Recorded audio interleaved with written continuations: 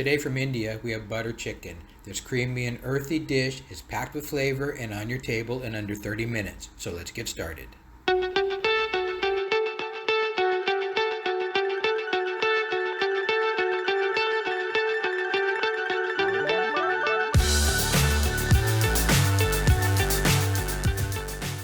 So for today's butter chicken, we're going to start out with chicken thighs and we're going to cut them into bite-sized pieces. You can use chicken breast if you choose to. If you do use chicken breast, you want to add them later in the cooking process to not overcook them. Just cut your chicken into bite-sized pieces. Once your chicken is cut, you want to set it aside for a couple minutes to prepare your marinade. As I said in the opening, this dish has an earthy flavor to it. So for our marinade, we're going to add about 3 teaspoons of cardamom, 2 teaspoons of cumin, about a half a teaspoon of cayenne, about a half a teaspoon of cinnamon, about 3 teaspoons of garam masala, about 2 teaspoons of smoked paprika, and a teaspoon of salt.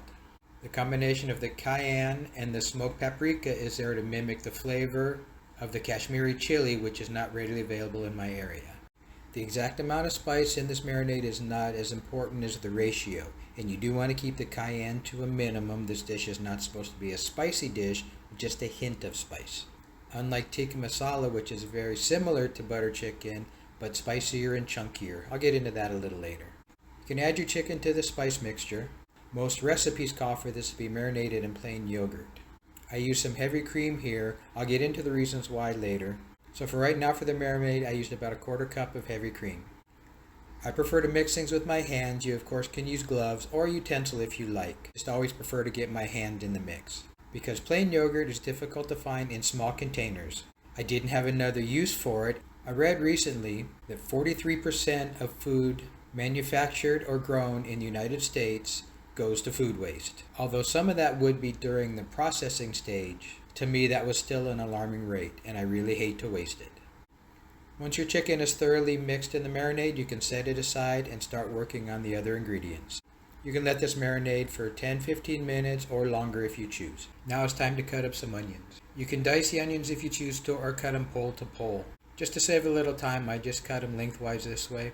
Once you're done cutting the onion, you need to chop up some garlic. I used about 6 cloves of garlic here. They're a little older and not quite as flavorful, and about medium size. You can use more or less, whatever you choose. Now we're going to need about a handful of parsley. There's no exact measurement on this. Some of it's going to go in the dish, and some of it's going to go on top for garnish. So chop that up nice and fine, and once you're done with that, you can set it aside. And after all this preparation, it's finally time to cook. In a hot pan on about medium heat, add about a tablespoon of butter. Once your butter is melted, you can add your marinated chicken. Spread your chicken into one layer to allow it to brown thoroughly. You don't need to completely cook the chicken through. At this point, we just want to develop some browning. So let's talk about butter chicken for just a second. Also known as murg makhani, the dish was developed in Delhi, India in around the 1950s. Sometime in the 70s, the Americanized version became known as butter chicken. Butter chicken differs from tikka masala, its English cousin, in that tikka masala is a sauce that's a little chunkier and a little spicier. So that's why earlier in the spice mix, we only wanted to put in a little cayenne. After about 3 minutes or so, your chicken should be nice and brown like this, so you can flip it over. Brown all the pieces on the second side, again for another 3-4 minutes until it's all nicely browned like this. You can take your chicken out of the pan, and once that's done, you want to add another tablespoon of butter. When the butter gets nice and melted, you want to add your onion and garlic mixture. Saute that, move that around in the pan for 1-2 minutes until it begins to soften and it's really fragrant. After these 2 minutes or so, you can add spice mixture. This spice mixture is the same proportion as the marinade mixture, minus the salt and the cayenne. So stir that around in the pan and cook that for about 30 seconds or so until you can really smell the spices. This toasting process will bring out all the oils and the flavor in those spices. Next, you want to add a little bit of tomato. Tomato sauce is preferable here because, again, unlike tikka masala, this is a smoother sauce, not chunky. But if you choose to, you can absolutely use crushed tomatoes. Let that cook down for about a minute, minute and a half. After about a minute and a half to 2 minutes, you want to add a cup of cream. Go ahead and stir that cream in.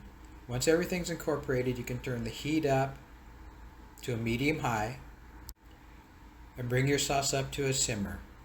Now, as I said earlier, one of the differences between tikka masala and butter chicken is butter chicken tends to be a little smoother and tikka masala is a little chunkier. So at this point, if you would like to, you can put your sauce in a blender and blend the sauce till it's nice and smooth. I did not do that here because I do like a little texture in my sauce. Now it's time to add the chicken back in.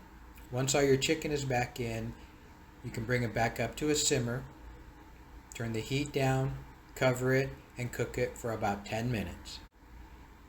After about 10 minutes, you can remove the lid and you can let your sauce thicken to the desired consistency that you would like it. When you're just about finished, you can add most of the parsley, keeping a little bit for garnish. Turn off the heat, stir the parsley in, and now that you've cooked it, it's time to serve it, eat it, and enjoy it. Thank you for watching, and please check out these other videos.